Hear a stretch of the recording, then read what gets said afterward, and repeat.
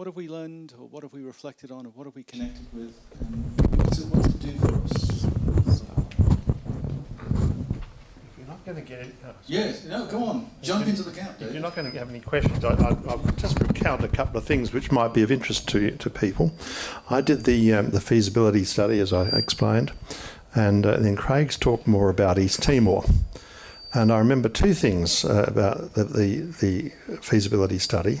And the first one was I started to get near to DFAT, and I got a very strong word from the Secretary of DFAT: do not see the Minister for Foreign Affairs. Well, I've been around long enough to know that that's the next thing I really need to do. So I made an arrangement to go to see the Minister. That was Alexander Downer. And as soon as DFAT heard about that, they made sure they sent a minder with me. So we went in to see Alexander Downer, and the minder said, the Minister, the strong advice from the department is there should not be an official history that includes East Timor. And Alexander Downer pointed at this guy and he said, you go back and tell your department that that's wrong, that there should be an official history of East Timor. And the advice coming from the department is wrong. And he kept prodding this poor fellow who came to accompany me. But of course it didn't win, because although Downer supported it, it went to the Prime Minister at that time, John Howard, and he knocked it back. And in the letter knocking it back, he said, for the reasons explained before. The previous letter had not explained any reasons. When the time came to do the next feasibility study again, I went to see DFAT, and I went to see and had a meeting with a group of people, including, it was chaired by a Deputy Secretary. Now, I paraphrase slightly, and this sounds extraordinary, but essentially what he said: the job of DFAT is to make decisions about these matters. It's not the job of the public to know. DFAT makes these decisions, and we have the expertise, and there should not be an official history at all. Now, if that sounds extraordinary, I recounted this story to Hugh White, who's one of my colleagues, and he said, "Yeah, I bet I know the name of that Deputy Secretary." So the chances of being such a man who would say such a thing was already obvious to somebody else. Just give you a few little glimpses of all that. So, would you care to speculate on what those reasons, unspoken reasons, actually are? Well, one of the reasons that DFAT said we don't need an official history is they've already written one. They told me that. I'll answer too. No, you want to continue? That's one of the reasons. The other reason that there are matters of sensitivity, both on the Indonesian side and on the Australian side. But the instinctive knee-jerk reaction is just don't tell the public. Me again. Just to follow up on the strategy and diplomacy side of things, Craig. Really, it should be strategy, diplomacy and politics, particularly in relation to the Iraq War, because there's a substantial anti-war movement. I was wondering how you all will cover that side of it in terms of domestic politics. And for example, how would you go about comparing and contrasting the reaction to Iraq with, say, the reaction to East Timor, which was far more positive? Yeah, we may be getting ahead of the game here, given I won't write that volume, and I'll certainly give some expectations in terms of an author's brief to the author of that volume, which is Roger Lee, but I won't tell him where he ought to be digging, if that makes sense. All I would say is the controversy surrounding that deployment, here's a warm belly rub, may not have been so controversial in political circles. I think the thing we'll find is there was precious little debates going on. That's a speculation only. As far as public concern is concerned, that's part of the historical record of the ADF deployment in Iraq. It oughtn't be shied away from.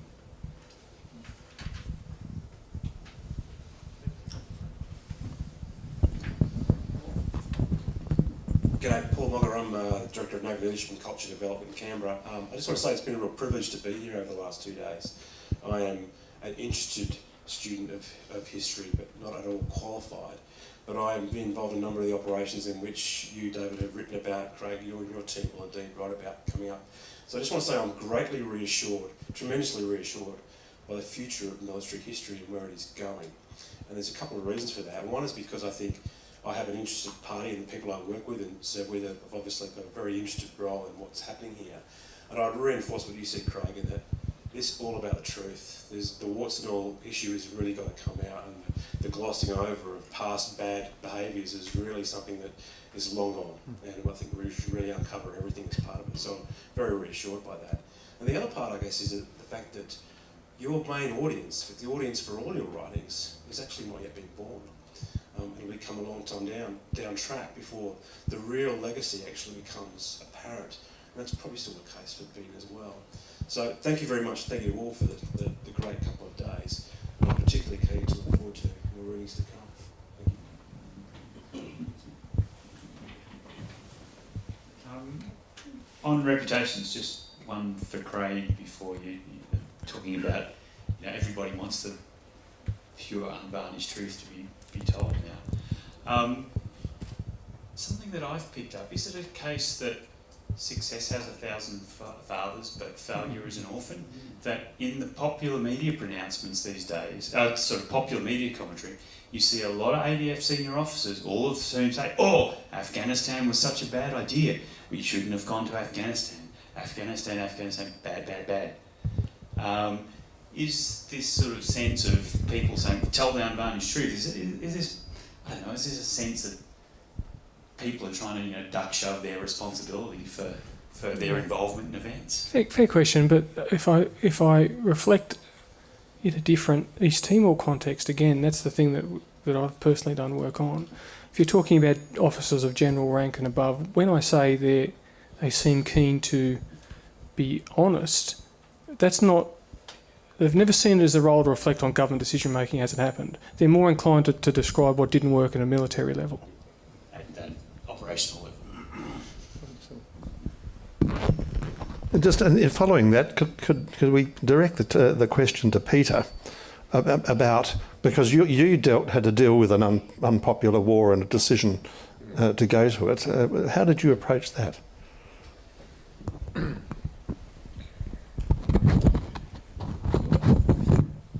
It's a bit like asking how do echidnas make love. The answer is carefully.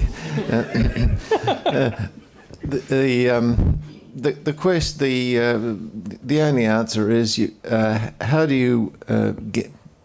Well, the word I love to see in reviews of the volume called The Nation at War, which was a deliberate double meaning,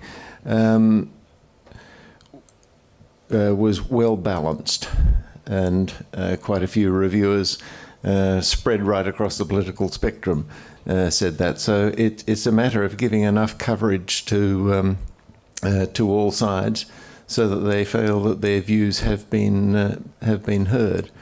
And as it happens, I happen to be one of those people who think that the political world is basically divided into three sections: the ratbag right, the loony left, and the sensible centre.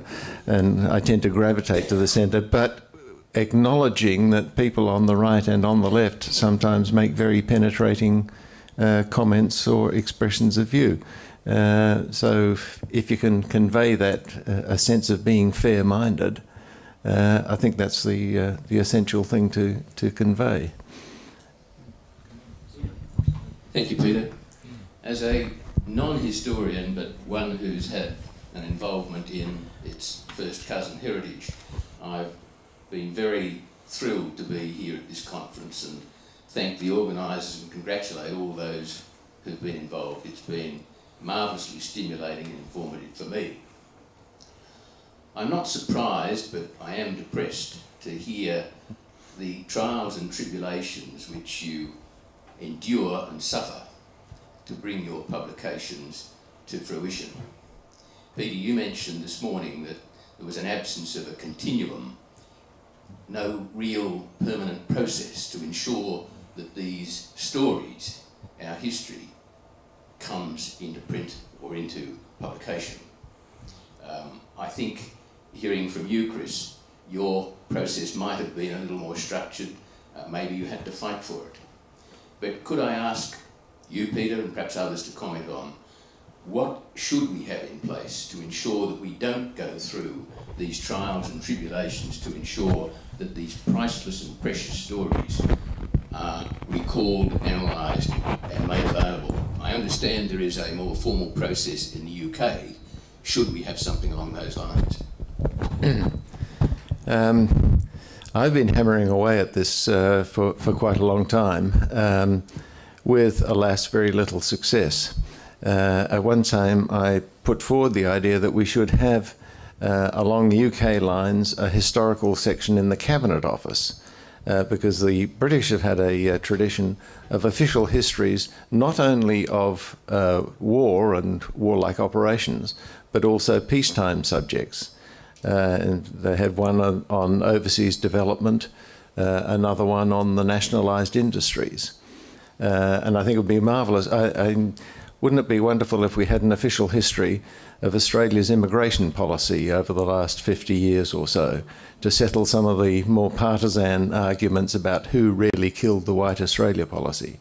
It was actually an iterative process which needs to be examined in that way. However, I think the historical section in the UK Cabinet Office no longer exists, so it's not a fine example to put forward anymore. The War Memorial has had to gear up. It's the agency that's had carriage of these, but as you've heard all day today, it's been an interrupted sequence with no continuity. In fact, I tried to get, as my series was coming to an end, I tried to get the peacekeeping one off and running, and actually got Prime Ministerial approval at the time, but provided that we could come to some arrangement about the funding. It was Paul Keating was the Prime Minister involved, and he actually signed something saying, well, yeah, go ahead and do the start on it. But when you tried to, all the department said it's a marvellous idea as long as the other guys pay for it. So it didn't get very far. I've also pressed for years to say that defence should have a historical section to coordinate the various other histories. Official histories aren't the only histories that are of relevance to defence. Not to do them all, but to coordinate them and oversee them. And I happen to know of one, for example, that was commissioned by Defence something like 30 years ago, and I won't name the person involved because he's a good mate of mine, but we still haven't seen it. And that's partly because there's no coordination area in Defence. It's being run as often as not by strategic policy, and they're experts on strategic policy, they're not experts on histories. So there simply is no corporate memory on how to do these things, either in Defence or in, to use that wonderful phrase, a whole of government basis. Hang on, I just want to say something. One of the several of us, of course, were employed by our university to work on these projects. That would be very difficult these days because universities now measure how much have you put. In our university, if you don't have, is it three publications a year, you are deemed inactive, and all sorts of things follow. So the notion that Jeff or I could work on an official history unpaid by the external body with all sorts of other things in a system which in fact did not really rate this highly. Some of my activities, for example, the AIF database was never counted as any sort of publication or research over 25 years. It becomes very, very difficult. And I think the papers that David and Peter and Craig more happily have shown the reluctance of governments. And Defence are appalling. I mean, they're really not interested in their own history except when it helps them look good. And there are real problems, and more power to Craig for getting the sort of funding he's got. Without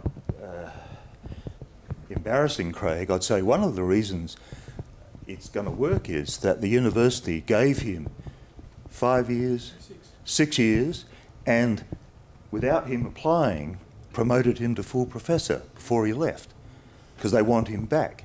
Now, that's not going to happen very often, and so the ability of various agencies and non-government agencies to work together is very problematic, I think. Oh, wow, great honour. Thanks again for a great selection of papers, and it's quite humbling to be in your presence, a great selection of official histories. I was wondering if you could place your works in an international context. Going back to considering Bean's official histories, I think Australia is quite lucky in having his level of scholarship being applied to it. Comparing it to the other First World War histories, his, in my opinion, is quite far the best. It deals with, in terms of my own research, the minor operations that I'm interested in an amount of detail that I won't criticize him for. All the others I tear apart. I was wondering if you guys could place your works in kind of an international context, and I have to say, as a Canadian, I'm quite jealous for the robust Australian historical scholarship that's going on. I wish Canada paid as much attention to its history as Australia did. Could I just make one brief comment on that, and I'll pass to David, who's probably got more expertise. But during my work on Vietnam histories, I went to the US to look at various records, but also found found out what the various American official histories were doing. Now, of course, the American involvement in Vietnam was of a different order of magnitude to ours, but theirs is ordered very much by service. There's an Air Force Office of History, there's a Naval Office, there's a separate Marine Corps Office, and of course the Army Centre for Military History. And fairly soon after I'd arrived in Washington, there happened to be a seminar on what all these different service official histories were doing. So naturally I went along. And after about half an hour, I worked out that I actually knew more about what some of the other American services were doing than the different services. And they had very different ethos. The Marine Corps history was to show how and why the Marine Corps got it right, and those stupid beggars in the Army got it wrong. Perhaps I can just add just a little bit more to that. One of the differences between Australia and the United States, as Peter said, is each service has their own history organisation, and they write their own history. What that means is that they are not able to give a whole of government view. The US Army historians don't have access to the decision-making process at the top level. They also have other history officers, such as the Secretary of State has a history office, and the Joint Chiefs have a history office. So you get slices of it. As we've got more to the present, this has become much more difficult because sensitivities. What the US Air Force have done now, they're writing their official history, and it's digital and hyperlinked, so that you can click on the footnote and up comes the document. But of course, it's only for use within the Air Force, and it's classified. Even the Canadians, who are much more advanced than most countries, it's the history unit is in the Department of National Defence, and so the histories that are written are defence histories, but they don't have that higher government side to it. So with all the problems that we've had in Australia, in some ways we're still producing something that is unique in the world, and in some ways better than is happening in most countries around the world. So yeah, and glass half full or glass half empty.